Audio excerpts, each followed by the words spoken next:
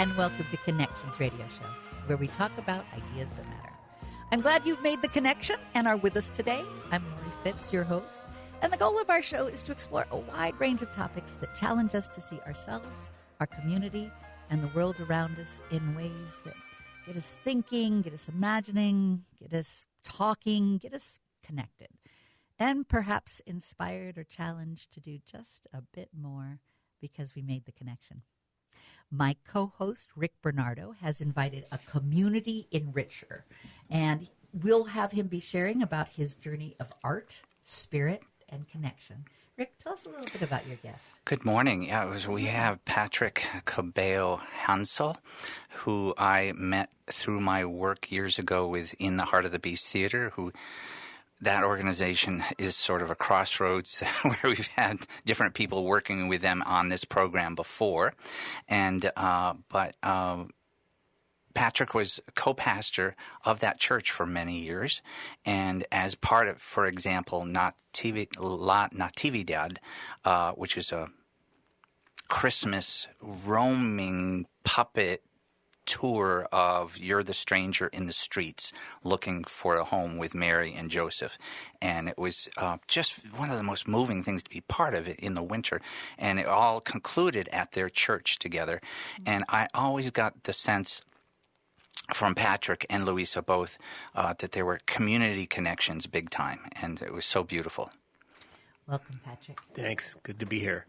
I understand that you're also a poet, a fiction writer, creative writing teacher, and for 35 years you served as an inner-city parish pastor in the South Bronx, Philadelphia, and Minneapolis. That's right. But most of your work really reflects the struggle in those communities. Yeah, that's right. We served in neighborhoods that were usually the youngest demographically in the city, and one of the poorest, majority immigrant in the last two parishes. Of people that were seeking a better life and going through the struggle of getting here and then being here. And the story of the immigrant is very reflective of your own spiritual heart in terms of the journey of the birth of Christ.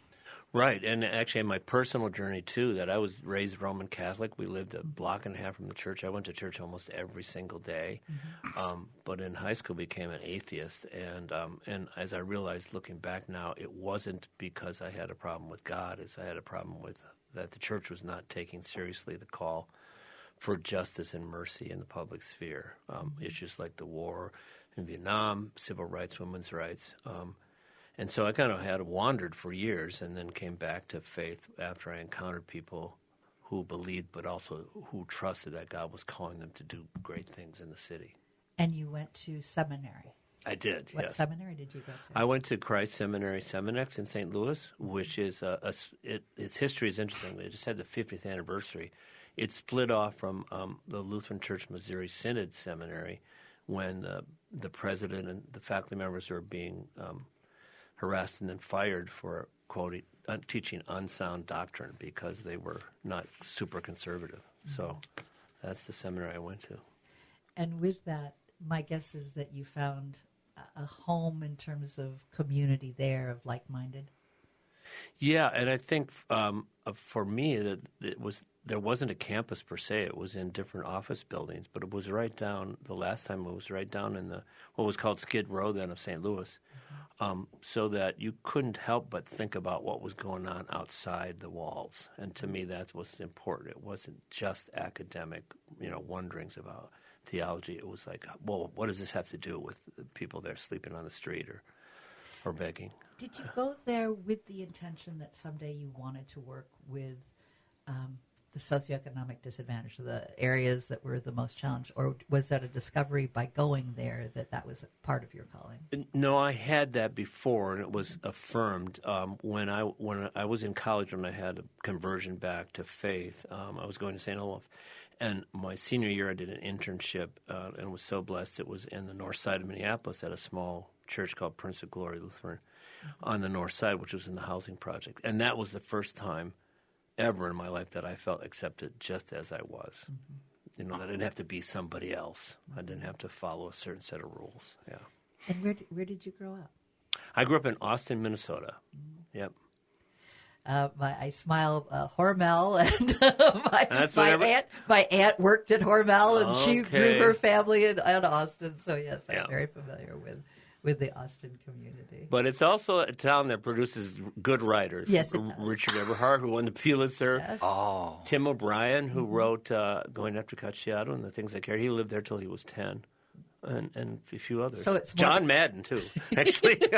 I'm not going to create a correlation of spam as a part of the inspiration, but you never know. Right. You never know. But no, beautiful writing, and of course I love Minnesota writers, and I love, our world here produces all kinds of amazing artists. Yeah, And it seems to me that you are drawn to the arts as well.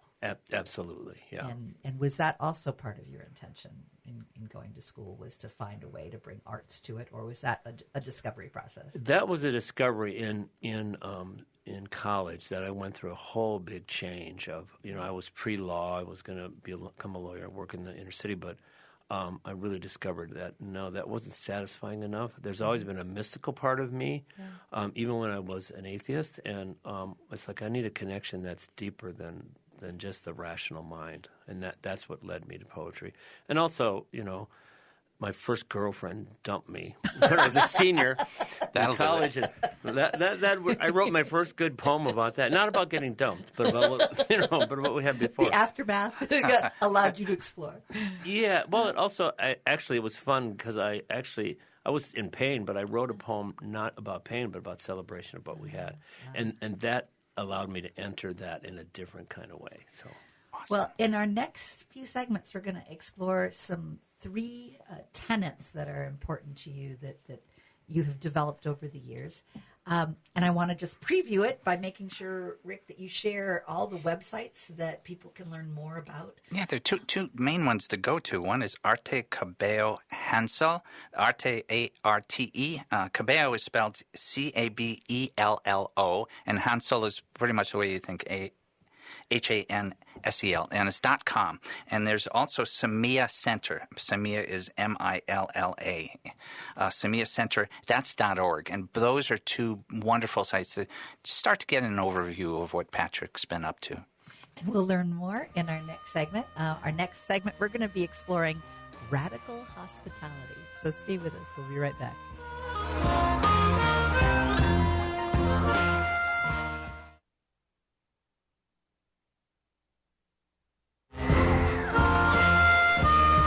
Good morning. I'm Lori Fitz, your host, and welcome to Connections Radio Show, where we talk about ideas that matter. Glad you joined the conversation. And as I promised, we're going to be talking about radical hospitality. My co-host, Rick Bernardo, has invited a community enricher to share about his journey of art, spirit, and connection. And Rick, share a little bit about our friend Patrick. Well, I met him in the Heart of the Beast Theater, but he is also, as many people that I so well get along with, a poet, fiction writer, creative writing teacher. And I was thinking in our first segment, I went to seminary in Berkeley, and good people doing wonderful work, but the best ways we could find to live out and manifest some sort of sacred mission was through arts. That's when my first breakup was when I started doing comedy. So there you go. just like the poem you talked about. A good time from our last segment where we ended where Pastor Patrick Cabello Hansel shared about how he started writing poetry after his girlfriend dumped him. So yes, there's all sorts of good that entry resonated points. with me. I was like, I do not. That's not the only path. Just so you know. Yes. Yeah. Don't wait for that to happen. It just turned out that way. Yeah. One of the things that I enjoy on your website, Patrick, is you have this: we are artists, pastors, lovers of community, and the earth partners. We seek to use our creativity to build communities of peace and justice and inspire hope. And what I would love to hear is what you're thinking about in terms of radical hospitality. And to do that, I'd love to have you start with a poem that you've written. La Natividad. Muy bien. Yes. Muchas gracias. Yeah, de nada. So, Rick mentioned La Natividad was a production between St. Paul's Lutheran, where Luis and I were pastors, and In the Heart of the Beast. Mm-hmm. And it's a Christmas story, but told from the point of view of an immigrant family in the neighborhood, and both the rejection and the promise that they face. So this is a poem called La Natividad. It's about Maria or Mary as she walks, and it started in a tortilla shop in the on Lake Street, and then proceeded through various venues up to the church. La Natividad. Maria, you shop for tortillas, the tongue's comfort, a bed to lay the evening meal upon.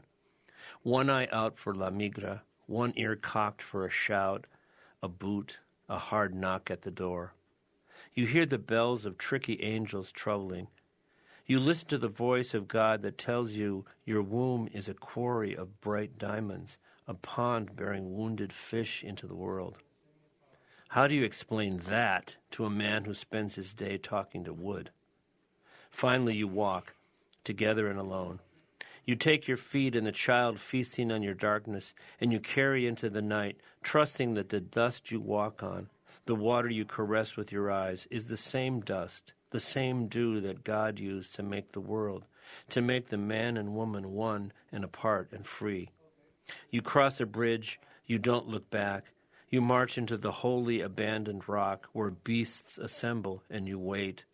One by one the heavenly beings return, with 4 paws and 2, with wings and fins and feathers, gathered to watch the little one burst from you and keep the silence love requires. Look, Maria, listen, the voice of God upon your lips. Even your screams turn the stars into dancing. It's beautiful. Thank you. Thank you. I've always loved the sense of a stable, being where a religion is born from. Yeah.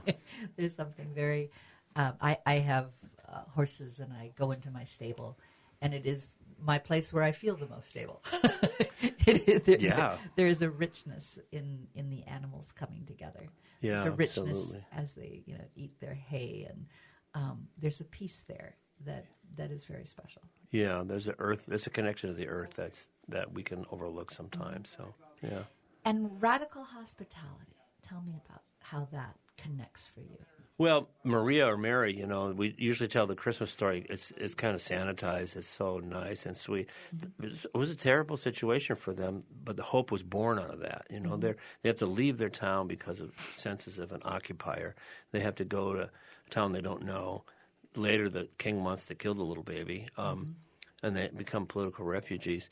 So a lot of the people that we ministered with in the Bronx or Philly or here in Minneapolis were people that had left their home countries and came here looking for a better life, looking for safety, but were told in so many subtle and not so subtle ways that they don't really belong. They are other. They're other. They're not the right color. They don't have money. They don't have status.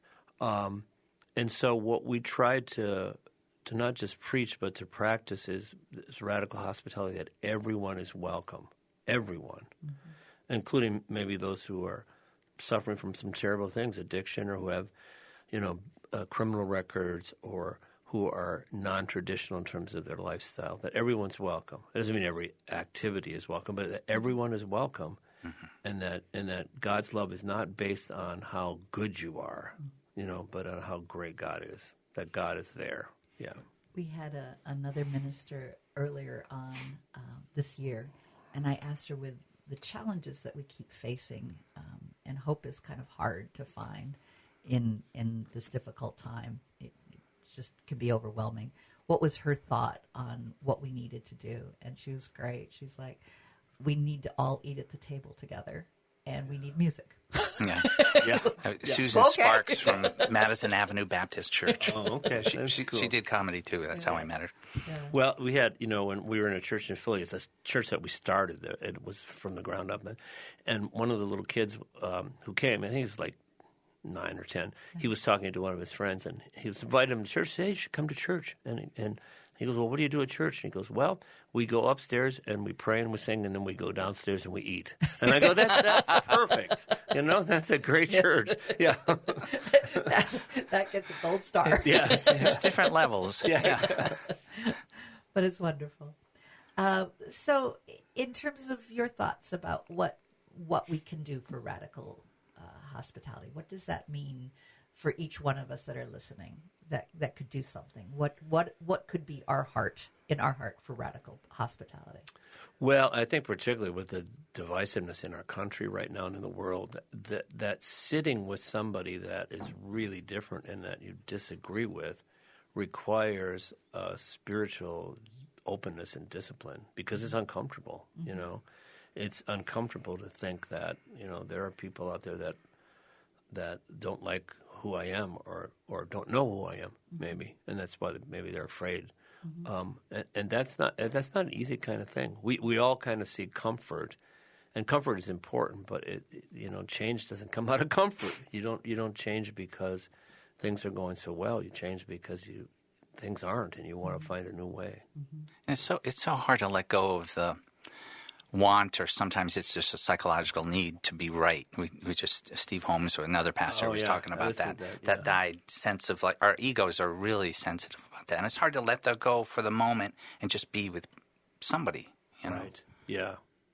Well, I want to mention that Pastor Patrick Cabello Hansel has published 3 books of poetry: The Devouring Land, Quitting Time, and Breathing in Minneapolis. And Rick, share with us how we can get to websites that would be able to give us even more about Patrick. Computer will help, or on your phone, artecabellohansel.com, and that's Arte with an E, just art with an E, Cabello, Cabello, and Hansel, just the way you think, and that's .com. SemillaCenter.org. Semilla is spelled Semilla. That's for seed, and it's a center.org. And in our next segment, we're going to be exploring justice, and we're going to have some more poetry that helps us explore that with Pastor Patrick. We'll be right back.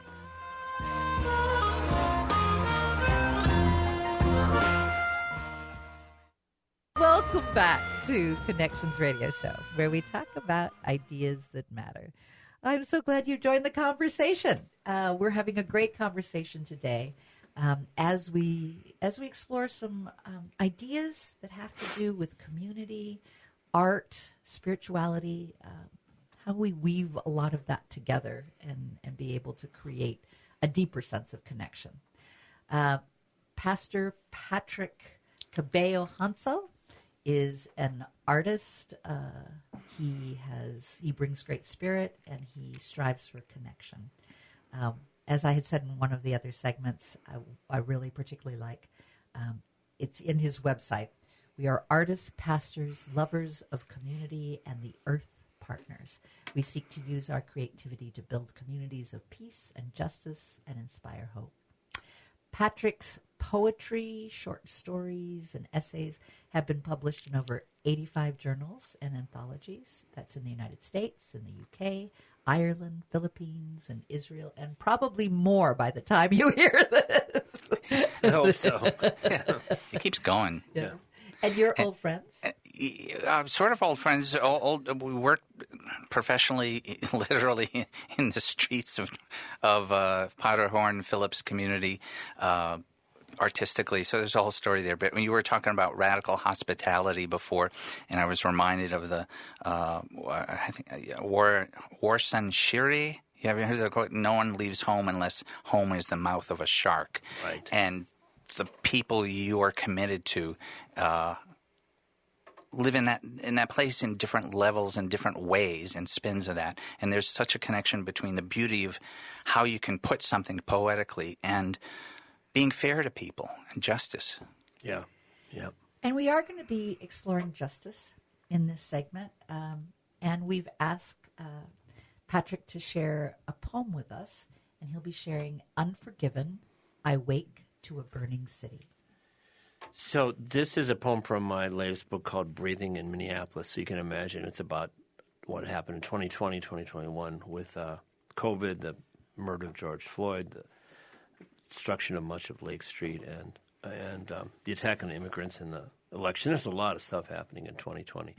And this is after a poem by Jose Luis Peixoto. We lived just a couple blocks off Lake Street, and so this was one of those mornings after the arsons. Unforgiven, I wake to a burning city and walk tenderly on the limbs of ghosts. I reach Lake Street as she scrambles to pick up scraps of her nightdress, glass, aluminum door frames, old wood, the stares of shop owners who've lost everything. No one breathes in my city today, the air burnt empty by nights of tear gas, rubber bullets, and slogans, 150 buildings set afire. I pick up pieces of junk, first with my eyes, then my fingers, useless prayers that must be done. No bells ring, because time has been abandoned, and the child who walks alone inside me does not know where to find peace, or if he should. You've shared how poor communities are like sacred places. Yeah. Tell me about that.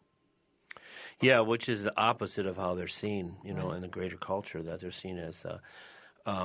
When we started this church in Philadelphia, the name of the neighborhood that we were in, it was called by the press and the police, was called the Badlands, because there was drugs and crime and sometimes violence. But can you imagine growing up as a kid? And where do you live? I live in the Badlands. So we started this. And unless that's North Dakota. Right. Or your Michael Jackson song. Right. It's not good. It's not a good place. And which was unfair because we weren't denying what was there. Mm-hmm. Part of justice is recognizing the injustice that's there. But so we started a program called the Goodlands, which we gave cameras to kids and just said, go out and photograph everything. And I remember the first summer, one of the kids was talking to the photography teacher saying, there ain't nothing good in this neighborhood, And she said, go out and look. And they found, they took pictures of dogs on porches, of flowers growing out of cracks in the sidewalk, of just people sharing with each other. And it transformed their vision of what their neighborhood was. And then also they did a big show at a downtown art gallery in Philly.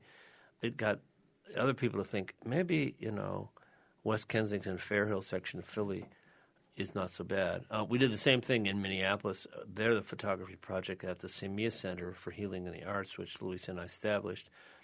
We called the photography project God's Backyard.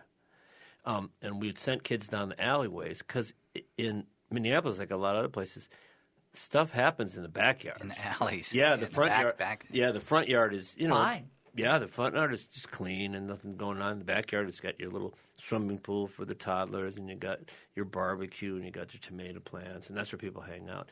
And we thought, oh, that's a good name because this is kind of where God hangs out. This is holy ground, and we're given the chance to care for it. How did you decide to start using art? Well, I think both of us, both Luis and my wife and I, had that kind of desire within us. I always made up stories as a kid, and she's a visual artist, so she was always painting and drawing. But we just saw how it transformed people, that doing art together builds community in a different way than sitting around and just talking. Not that talking doesn't happen, it does, but when you're doing something creative, it unlocks something in you. And so we saw it was kind of like, she's a mosaic artist. Doing mosaic, you're breaking pieces and taking the broken pieces to make a beautiful design. But you can't do it alone. You have to do it with other people, and then you get to learn them. So I think of the mosaic of George Floyd and the paintings, the murals that came out of that tragedy. Yeah. Did you see that was also helping to bring the community together, those pieces of art? I think so, and I think, why is that place still considered a holy place? It's a shrine, It's not just the terrible thing that happened to him and the injustice that the police force and those police people did, but it's a call to action and it's a call to remembrance. And also we've done some huge murals on like Roosevelt High School, on Anderson Middle School, on La Mexicana, which is on corner of Bloomington and Lake. And so people, we worked with a lot of kids and adults, but kids, I think, will be able to point to that to their kids later on. Said, I made that part of that mosaic. Of that. Yeah, I helped create that. Yeah. And how would you describe the community before and then during the crisis and now? The trajectory, how is that? What does that look like? We served in Phillips for 15 years, and I think it's always been a transitional neighborhood for going back over 100 years. And so housing is cheaper, and so people who are coming here for the first time can afford to be there. And it's also been, I think we tried to work with the police on community policing. And one thing we kept telling them, and it sometimes got through, but it really didn't, was we can be partners with you here. We know that we're being besieged by crime because we are vulnerable. Open air drug dealing doesn't happen in Linden Hills or in Edina. Open air sex trafficking doesn't happen in neighborhoods that have power. It happens here, and then we are the victims of that. And so we try to do some creative things, like we did peace marches at night where we'd make lanterns with Semilla and walk around, even going to the drug corners. Or on Palm Sunday, we did the whole service outside, stopping at different places in the neighborhood to thank, God for the community garden or the murals, but also to pray here's a place where brokenness is really happening. But like a mosaic, in bringing the brokenness together. Right. Yeah. It can be great beauty. Yeah, exactly. And in a mosaic, you can't create beauty without brokenness.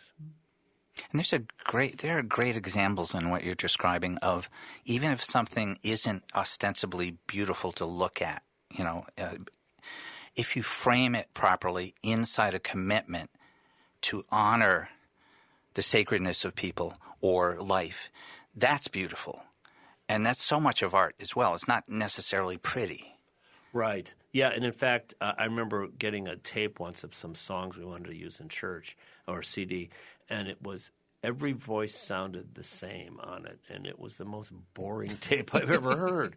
I was like, I can't use this to teach a song because, when you think of singers at your life, there's a distinctive something, and that's probably a wound of some sort, physically even, a limitation or an exaggeration. Or just the voice has a roughness, or it has something that makes you want to stop and go, there's something special here. Yeah, and I'm sure there's a mind-body connection too there. It's connected to some wound physically, but also some wound spiritually or emotionally. And that out of that comes, one of my favorite poets is Natasha Trethewey, who she's just wonderful. But I was in a seminar with her, and she had this phrase, if I get it right, it's what wound compelled you to write poetry? And I think that could be true about any art, Even if you're doing, and you're trying to do something beautiful, but what is that pain you're working out that works into hope? How does art heal? Exactly. There's a healing and there's a redemption process in all of that. That's beautiful. Yeah. I went to New Mexico years ago when I was working for the American Cancer Society, and I wanted to meet with artists that were dealing with cancer, whether that be a friend, themselves, a family member, and how they use their art to create. And it was, I have a few pieces from that because I fell in love with the art. There's one I particularly like. There's a bird that is in darkness, but it's singing to the light. Oh, that's wonderful. Yes. Yeah. So I am a great believer in art as healing. And what does that mean? Yeah. Well, we intentionally, when we started Semilla, intentionally we're going to work with people that are on the outside, underserved. And one of the best things we did is my wife went to teach mosaics to connected with Fairview. It's the Multiple Sclerosis Achievement Center. And so it was a day center for people with MS and lupus. And so we brought teenagers from Phillips to partner with people, some of whom couldn't manipulate, couldn't do anything but say, I want red there and so forth. And they made these beautiful mosaics together. And we were wondering, how are the kids going to react to this? The kids loved working with these folks, and the people who were dealing with disabilities loved being able to create. Yeah. And that was one of my discoveries in working with artists in New Mexico, was that it brought connection not only to looking at the illness within, but what responsibilities and opportunities are there to connect, and that it didn't just affect that person, it affects the family, it affects the whole community, and how can art bring that together and see something from that. Yeah, absolutely. And these are just all beautiful examples of how we can complete one another in community, in teamwork, in working to create something together. It's just so beautiful. And it's a great segue that we'll move into in our last segment. We'll be exploring beauty as another important tenet of connection, of spirituality and art. And Patrick's work and all people who are doing sacred service, actually. The website. Thank you. Arte Cabello Hensel, Cabello spelled with an ELLO at the end, .com. And Semilla Center, SEMILLA is Semilla for Seed, Center.org. Those are two beautiful sites to go to when you can. And it's inspiring. And stay with us as we continue to explore art, spirit, and connection.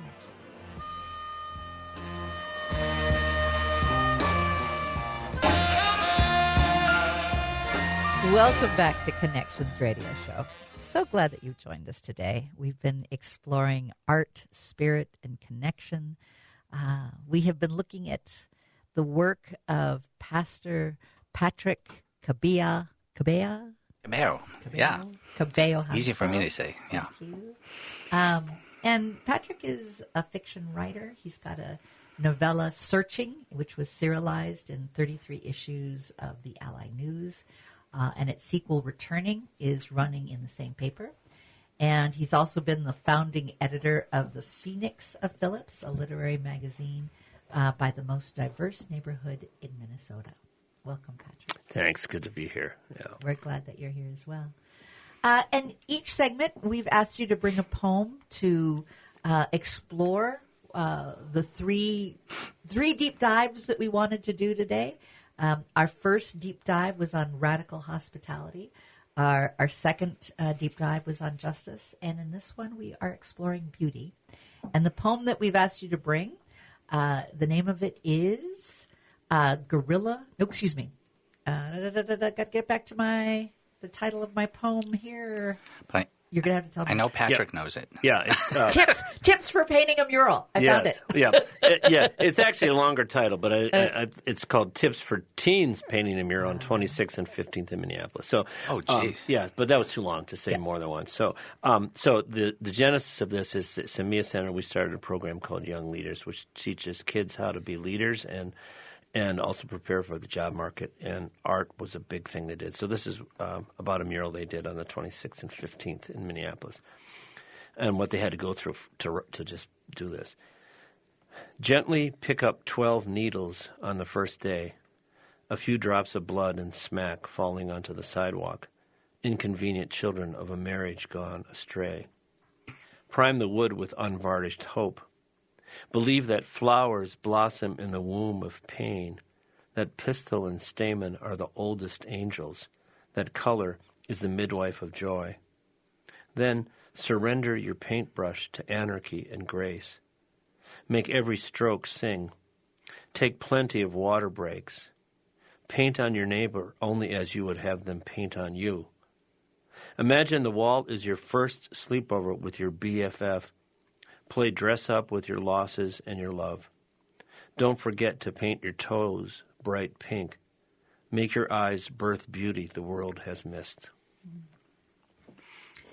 We were talking earlier as you were getting ready for the show about how these murals make a difference and how these murals change almost the chemistry of the community. Yeah. When we first came to the Phillips neighborhood of St. Paul's, where the church of St. Paul's is located, and we were called to really radically reroute the church in the neighborhood. So we went and knocked on every door almost in the neighborhood and talked to people. And what do they want to see? They want to see a safer community, a cleaner, more vibrant. And so we started doing art. And one of the emphasis of that was we lived right next to the church at that point. Is our garage kept getting graffiti, and we painted over. It was like giving them a free canvas. And there were 3 gangs at that point. So it was like one would come and paint theirs, and the other one would come and paint. It was like, so at least... And it's scary. It's scary, and you see 10, 12 in an alleyway at one block, and it's like, well, who really is in charge here? Mm-hmm. So my wife was just tired of that. So it was 40 degrees on a winter day, and she said, "I'm going to go paint a mural." So she painted a mural on her garage. I love the thought, like, no, that's my mural. That is my garage door. Right. This is a holy space. Claim. Yeah, I'm exactly. going to claim, and it's my canvas, not yours. Exactly. And neighbors saw that and said, "Hey, do you want to do it on ours?" And we said, "Yeah." And so we'd ask them, but we called that campaign guerrilla garages. Like, instead of an army of people, coming with weapons, we're coming with paintbrushes. Mm-hmm. I think we did 8 that first spring and summer. And almost all of them have stayed free of graffiti. And I find that really interesting. Isn't it? That it didn't become a war of like, no, I'm going to put my graffiti on top of this, or I'm going to mess with that. Right. There was an honoring. Yes. This was art. Yeah. That had a power. Yeah, because I think there's some longing for connection, even in graffiti, even other things that are that cause fear or anxiety. For me, when I see graffiti, if it's not done to, support a beautiful idea, it seems to be a statement of power. Like, don't mess with us. Right. This is ours. We are claiming it, and be afraid. Right. But when you see a beautiful picture on there, it's like, no, okay. Right. Yeah. This is not something I'm going to mess with because it has, perhaps it strikes them spiritually. Perhaps they see it as something of like, no, I live here, and this is art that has been given to all of us. Yes. By being on a garage door. Right. Yeah, and I think underneath that kind of desire to project power is a feeling of, I don't have it. Mm-hmm. I don't have it, therefore I'm going to put it out there. And like, oh, maybe there's another alternative. I don't know if any of those folks who did graffiti saw these murals and said, maybe I'll take an art class in high school. I'm hoping they did. Yeah, because a lot of the graffiti, you can tell, has talent. I mean, there is something that they have within them. You just hope that it's not about projecting an anger and even anger's okay, but when it's a threat, it's not okay. Right, and anger done in the context of beauty. I mean, you can see it. I mean, I think of Guernica by Picasso, which is, but there's a beauty to it. There's a harmony, but even though it's about war. Yeah, and it's terrible. You look at it and you just feel, oh my goodness. There's a hope there also, that there's another way other than what's there. Yeah. When we're able to tell the truth in a different way, there's a beauty to that, right? Yes. Yeah. And then you've touched on that a number of times with our visit with you here. Yeah. And your murals that you did beyond that, the first year was 8. Tell me more. How did that grow? Well, then we always partnered with people, and we got some funding from the State Arts Board. Thanks to you have to say whatever that is. Thanks to a passage by the Minnesota State Legislature and the vote of the Minnesota people, whatever. Anyway, we got to start doing Mosaic, and Mosaic was a great art form because you don't have to have any training; you can learn it by doing it. And we had partners. So we had. Block Club said, come and do the garbage cans in our neighborhood or do flower patterns. And then Anderson School did. And it was beautiful. They had at that point an autism spectrum program. Mm-hmm. The kids there worked, and they created beautiful art. And I love that it was on garbage cans. I mean, things that you don't pay any attention to, and suddenly it's there. They're beautiful. Yeah, yeah. And people felt safer. That's what I find really fascinating. The art made them feel safer because perhaps the graffiti artists weren't messing with it, but there was something else going on with that too. Yeah, and I think there was, and we did, periodically we would do surveys of the neighborhood. It's like, this makes me feel happy and more at home, and I'm tired of seeing garbage and graffiti and nothing happening. This made me feel like maybe I can do that too. And so people that came and worked on a project with us, many of them then started doing Mosaic in their own homes with people, their neighbors, their friends, and they created things. The whole idea of the Semilla Center is seed. Mm-hmm. So this is like these seeds went out in the neighborhood in ways that we didn't even anticipate. The dandelion. Yeah. Yeah. Well, you hope that they get as many as those. Yeah. That's a lot. Yeah, that's a lot of seeds. And so you're retired now, Yes. but these concepts are still important to you, and they are given through your poetry and your novels. Are you doing anything in your community as well still?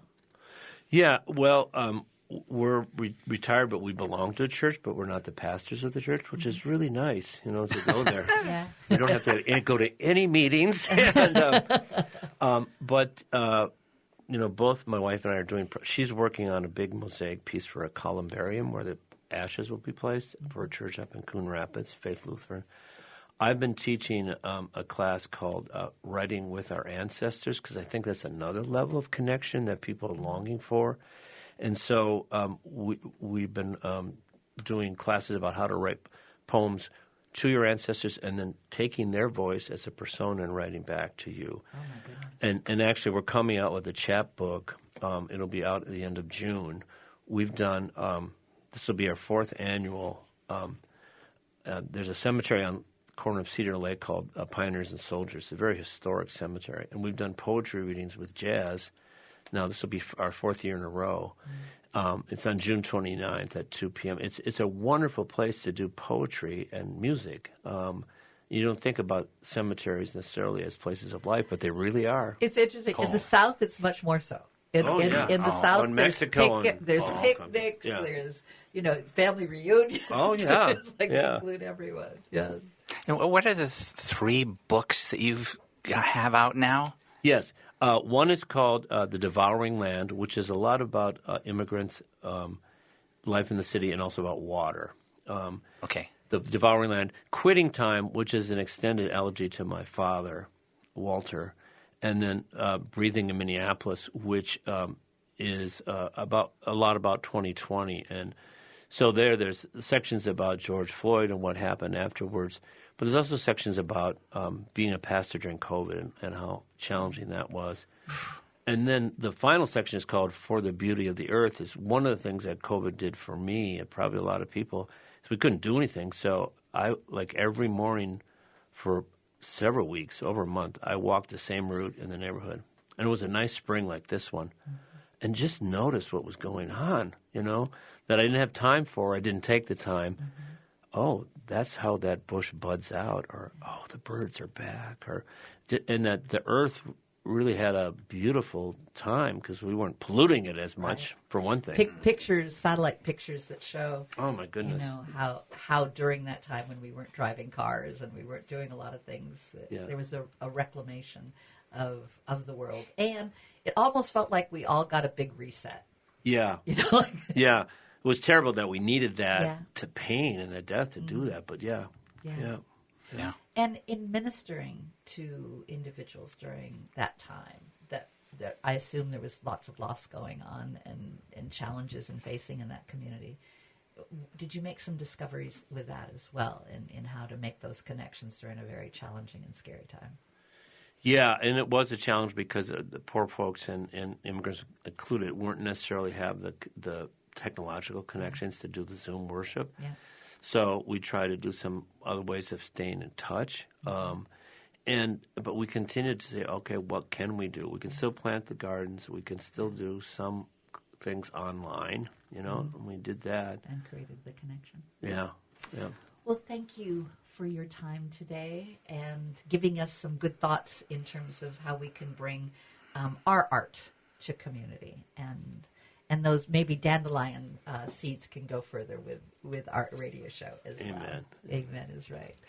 Rick, give us the websites. Websites, all reflecting radical hospitality, justice, and beauty. Arte Cabello Hansel, Cabello, BELL, .com, and Samia Center. Samia is with an MILLA. And that's a .org, and those are both beautiful websites. And a closing comment from you, my friend.